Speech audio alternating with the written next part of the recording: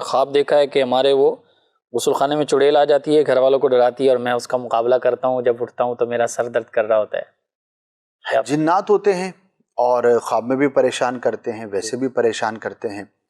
تو میں یہ عرض کروں گا کہ سونے سے پہلے سورہ فلق اور سورہ ناس، قرآن کی آخری 2 سورتیں، وہ پڑھ کر سونے کا معمول بنا لیجئے،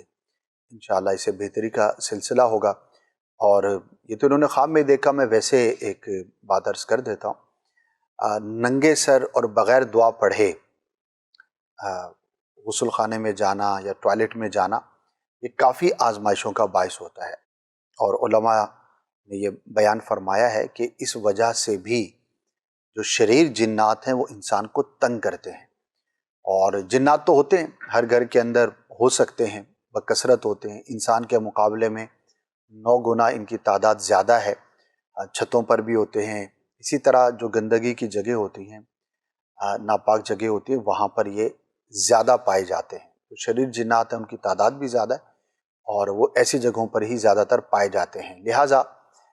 کوشش یہ کرنی چاہیے کہ سر ڈھانپ کر جائیں اور دعا پڑھ کر جائیں،